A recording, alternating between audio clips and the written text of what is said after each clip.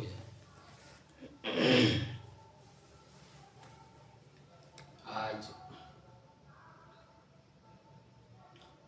साधना का 127 दिन हो गया।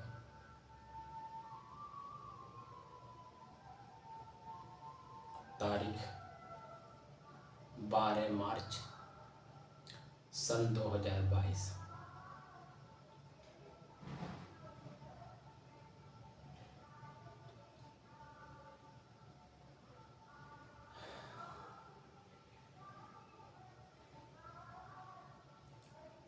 हम लोग मन की शांति का अनुभव करने के लिए साधना कर रहे हैं।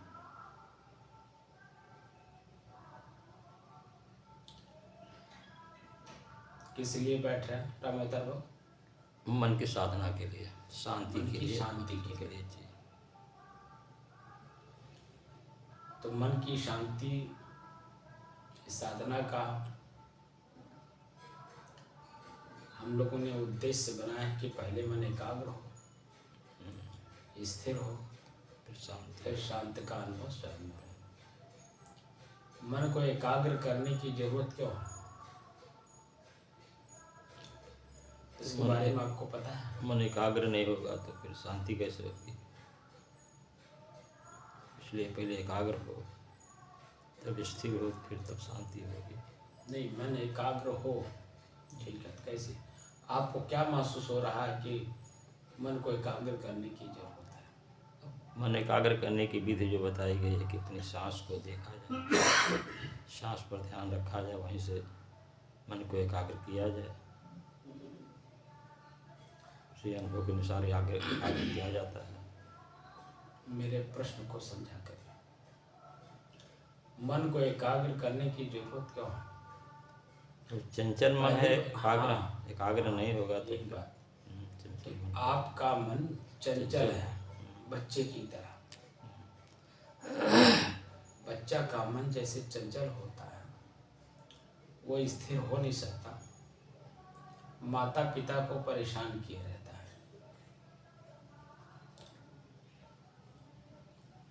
इसीलिए इसको एकाग्र करने की जरूरत है। चंचल मन इसलिए हम लोग अनुभव कर रहे हैं कि एक ही समय में कई कल्पनाएं करता है, एक ही लक्ष्य में कई बातों को सोचता है। हमको यहाँ से लखनऊ जाना है, मन में बात उठी कि लखनऊ जाना है, तो प्रश्न अपने ही मन में होता है, लखनऊ क्यों जाना है? तो किसी से मिलना है या किसी मरीज को देखना है या कोई ऐसा महत्वपूर्ण काम है कि बिना लखनऊ गए होगा नहीं। तो आप ही का मन आप ही को कई बात पे तर्क देता है। कोई जरूरी, बहुत जरूरी ना हो तो ये काम कर लिया जाए, वो काम कर लिया जाए, इनसे मिल लिया जाए, उनसे मिल लिया जाए, ये कर लिया जाए, वो कर लिया जाए। उससे महत्वपूर्ण ज़्यादा ये है। इस तरह से आपके मन में ही अंतर्द्वंद होता है। तो सब बातों को भूल करके लखनऊ क्यों जाना है? क्योंकि वो महत्वपूर्ण है। समय आज अनुकूल है, व्यक्ति मिलने के लिए समय दे रखा है। वर्तमान समय आपका टेलीफोन का समय है।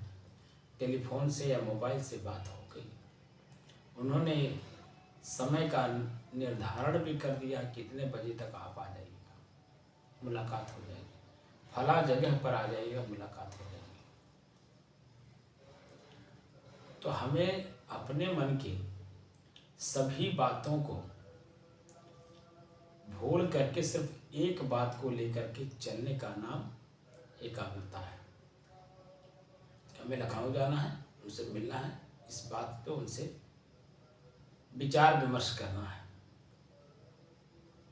और उसका निष्कर्ष लेकर के आना है। निष्कर्ष मतलब परिणाम।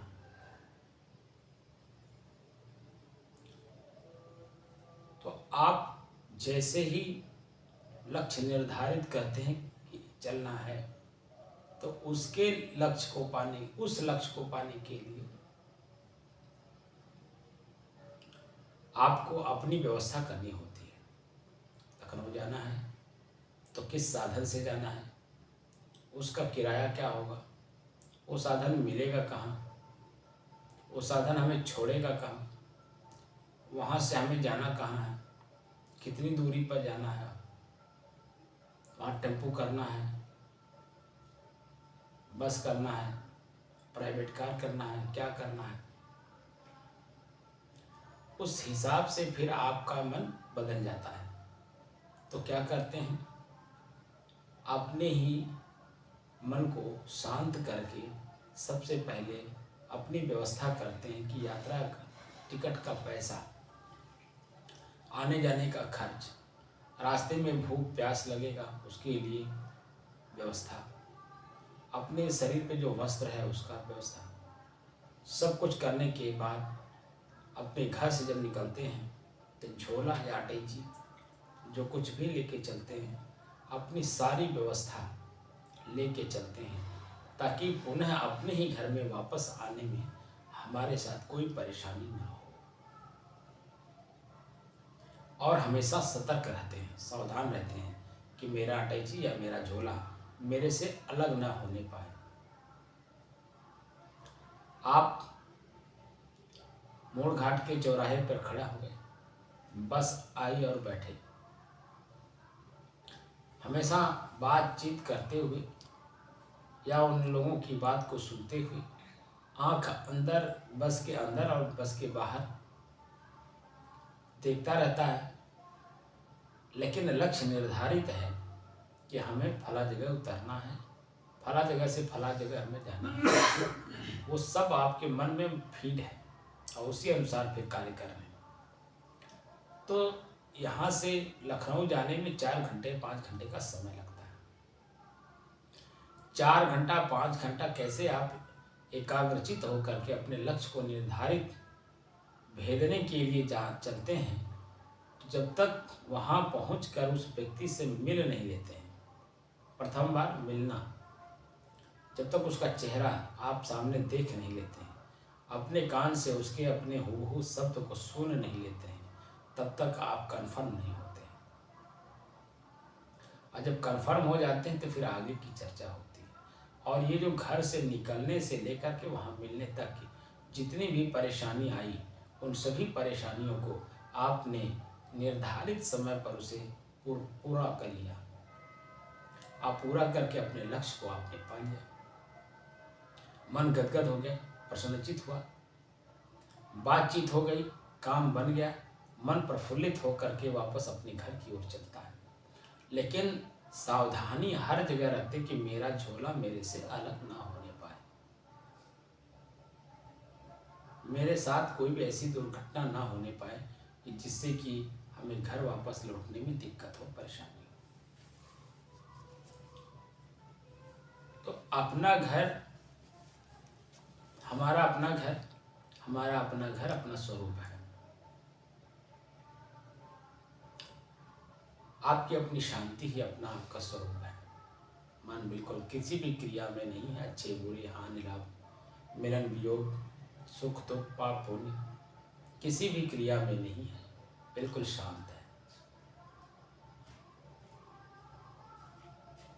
और शांत मन में ही क्रिया उत्पन्न होती है।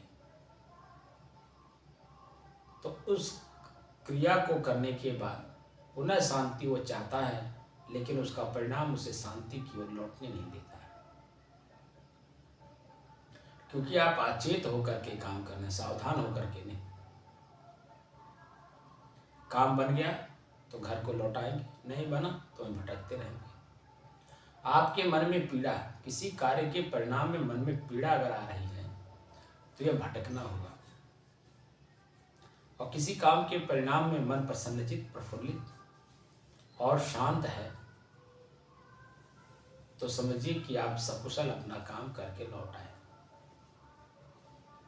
लेकिन मन में जरा सा भी खिन्नता अगर आई तो एक्सीडेंट हुआ, आप भटक गए अपनी शांति से। अब अपनी ही शांति को वापस स्थापित करने में आपको बहुत मेहनत करना पड़ेगा, क्योंकि सहज भाव में आपके पास उपलब्ध है। अपनी सहजता का अपने को बोध नहीं है, जिसके कारण हम बाहर वृत्तियों में भटक रहे हैं। वृत्ति, वृत्ति माने मन। मन बनता कैसे है? हमारा कान, हमारा आँख, हमारा जीव, इनके जो विषय हैं, जो इसमें इनके विषय सामने पड़ते हैं, उसे हम देखते हैं, सुनते हैं, भोगते हैं। उसी का जो स्वाद है, आँख का स्वाद रूप है, देख करके हम प्रभावित होते हैं, प्रफुल्लित होते हैं और उसको अपने मन में बसा लेते हैं, बार बार देखने की इच्छा करते हैं।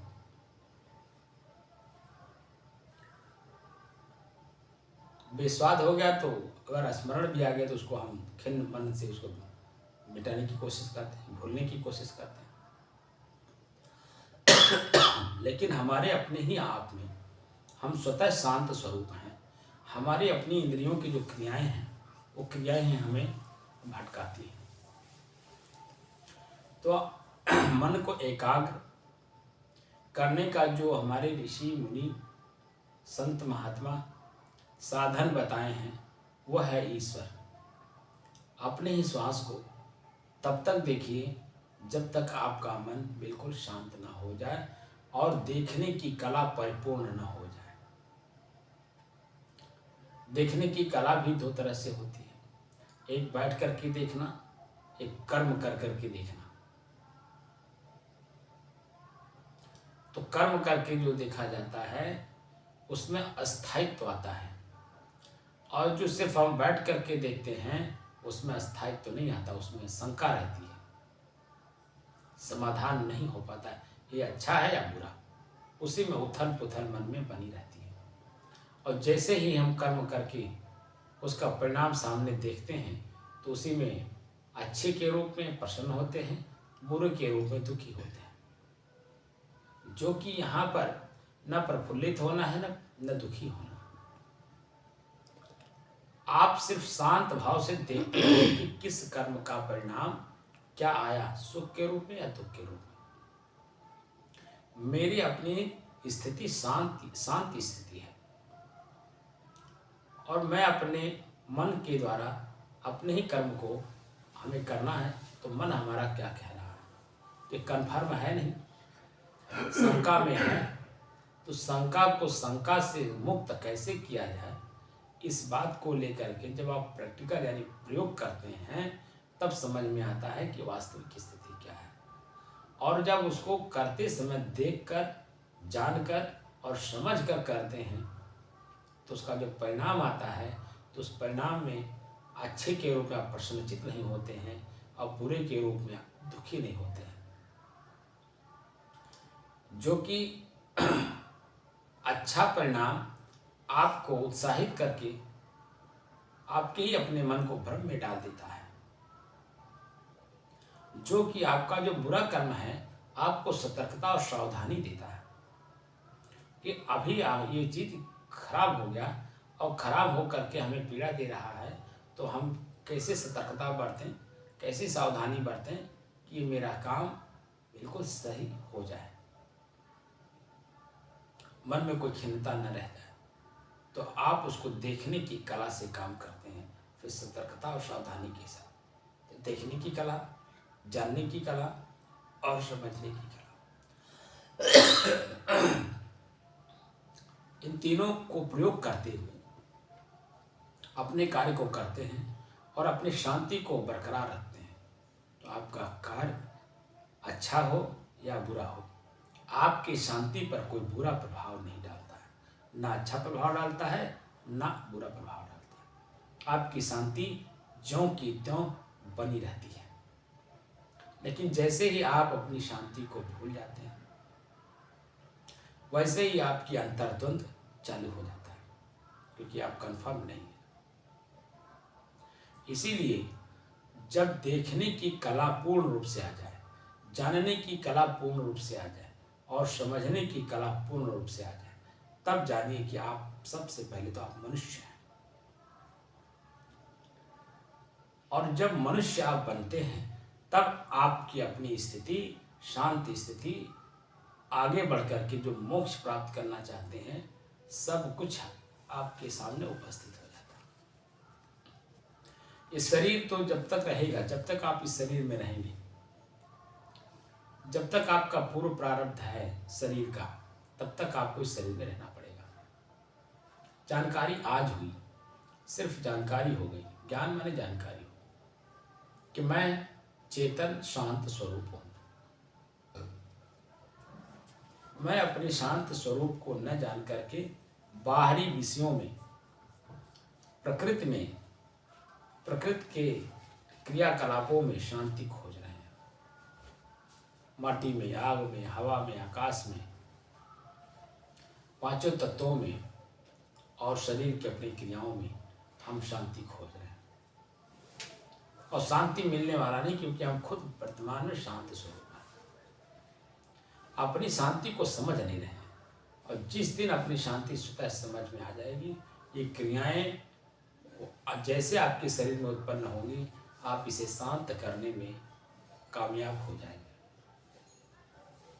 24 घंटा आप अपने ही मन के ऊपर सवार हो जाएंगे। आपका मन किधर जा रहा है, क्या सोच रहा है, क्या सोच करके क्या उसमें निष्कर्ष निकाल रहा है, उस सब कुछ गतिविधि में जो भी मन की गतिविधि है, उस मन की गतिविधि को देख करके आपको हंसी भी आएगी और रुलाई भी आएगी। ये हमें कहाँ कहाँ कैसे कैसे ले जा करके पटकता है, किस रूप में पटकता है, दुख और सुख के रूप में। इसीलिए शुरू में ही जो महापुरुष बताए हैं, उसका प्रयोग करते हुए अभ्यास जरूरी है।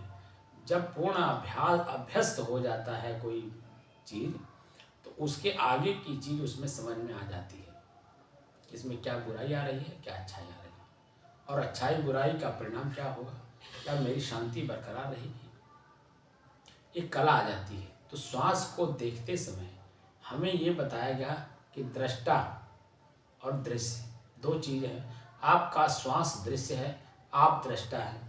साक्ष्य और साक्षी हैं। साक्ष्य जो प्रमाण माना जाता है, प्रत्यक्ष प्रमाण जो होता है वही साक्ष्य होता है। तो प्रत्यक्ष प्रमाण आपका श्वास है। अपने श्वास को हमें देखना है, देखने की कला के साथ देखना है, और अपनी शांति को भी देखना है। अपने मन के अंदर में श्वास के प्रति क्या जिज्ञासा हो रही है, किस किस तरह का अनुभव हो रहा है, ठंडी का, गर्मी का, शीतलता का, सुगंधी का, दुर्गंधी का, किस चीज का अनुभव हो रहा है, खिंचाव का, तनाव का, खुजली का, गीलापन, सूखापन, ये सब इसको देखने की कला है। और इन चीजों को देख करके जो हमारी शांति पहले से बनी हुई है अस्थायी रूप से, उसको भी देखना है कि मेरी शांति इन क्रियाओं में भंग न होने पाए। अभी हम लोग बैठे हैं, शरीर में किसी भी प्रकार का पीड़ा नहीं है, ना खुजली है, ना खिंचाव है, ना तनाव है, ना दर्द है, ना पीड़ा है, कुछ भी नहीं है। मन शांत है, बिल्कुल शांत है।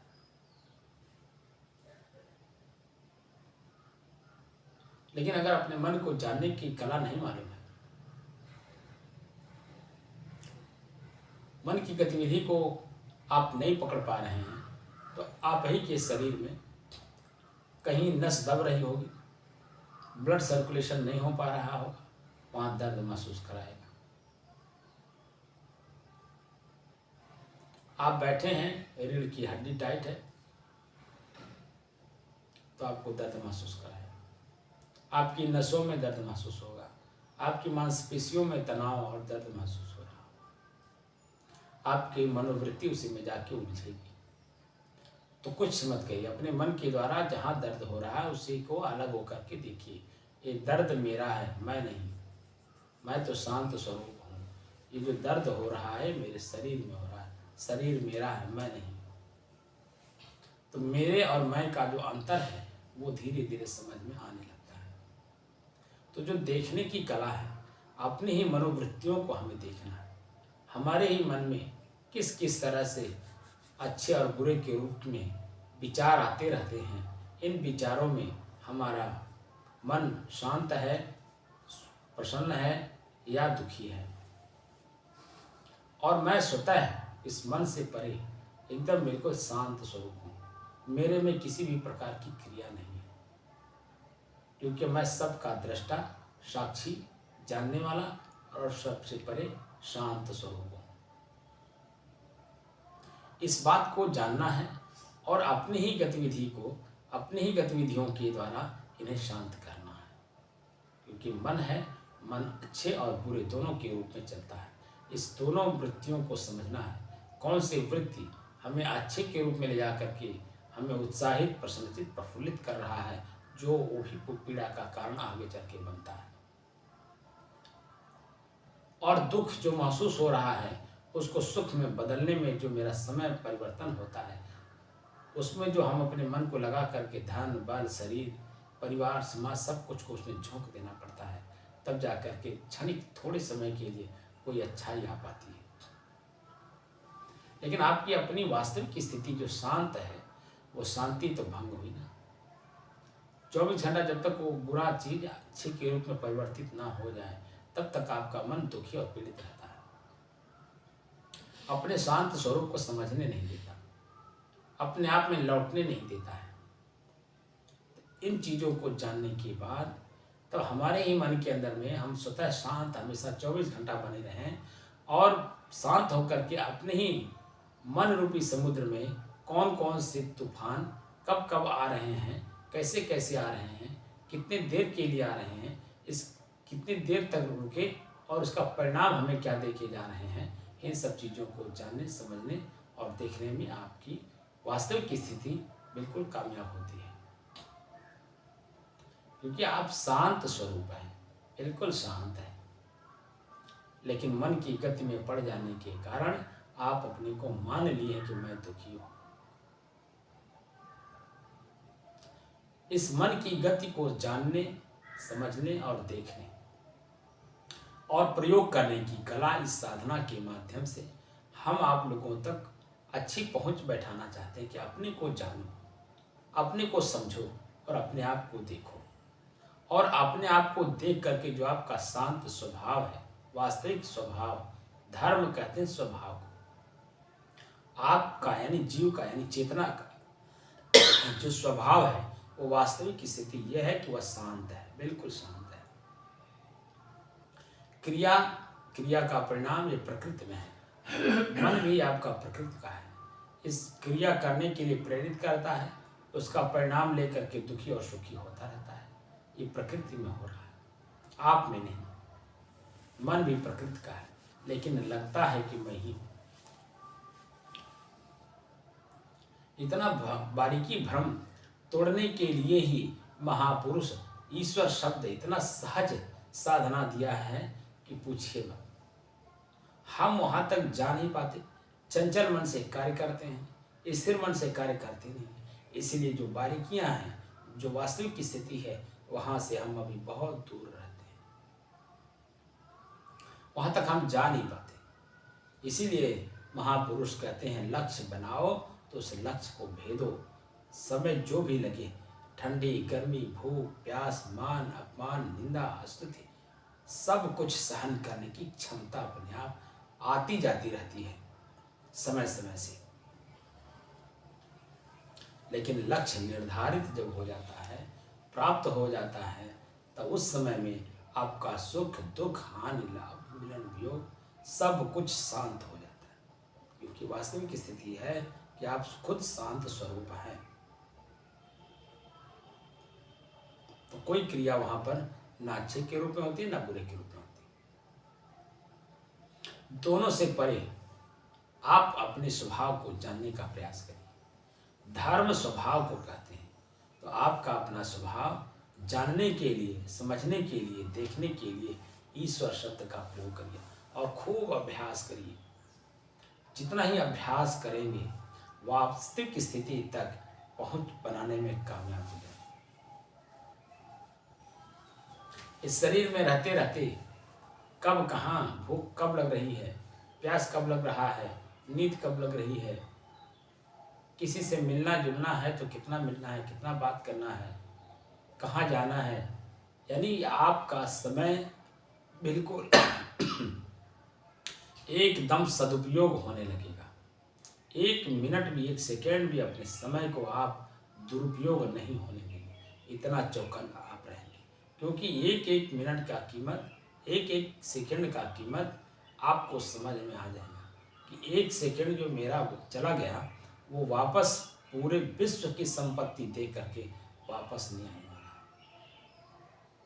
एक एक सेकेंड इस शरीर का, इस विचार का, आत्म तत्व का एक एक जन्म लेकर के आपको चुकाना पड़ेगा अगर आप मोक्ष प्राप्त नहीं किए तो। अपने शांत स्वरूप में पुनः अगर आप स्थापित नहीं किए तो एक एक सेकेंड का एक एक जन्म लेकर के आपको भोगना पड़ेगा। अब आप समझ लीजिए कि एक जीवन में कितने वर्ष तक जीना पड़ता है,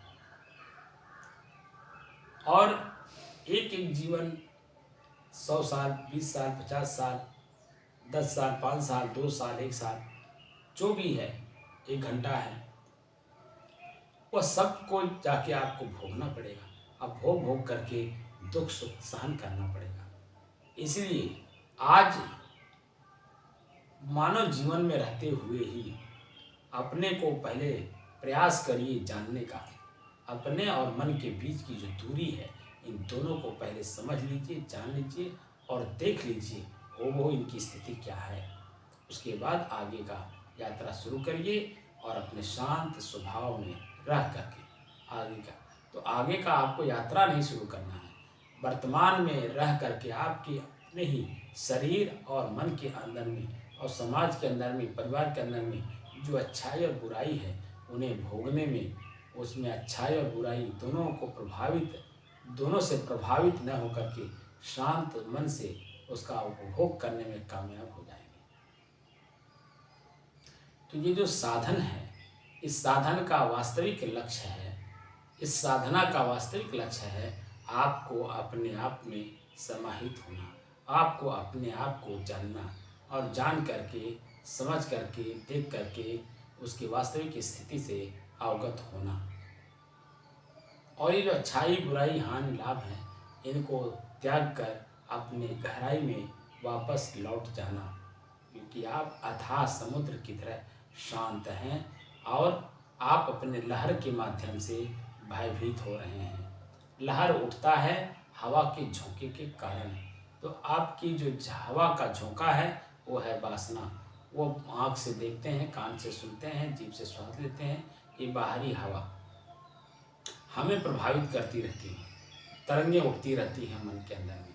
लेकिन समुद्र तो समुद्र अपने आप में शांत है, लहरें उठती रहती हैं, हजारों लाखों की तादाद में, एक ही मिनट में, एक ही सेकंड में लाखों बार तरंगें उठती हैं और उसी में फिर विलीन हो जाती हैं।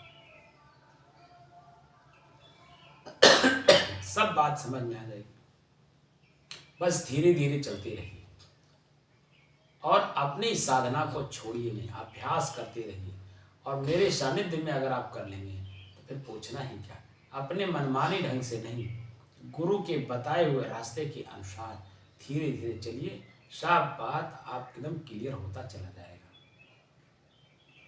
आप जो जानना चाहते हैं, समझना चाहते हैं और जहाँ स्थित होना चाहते हैं, सब कुछ समय समय से प्राप्त होगा।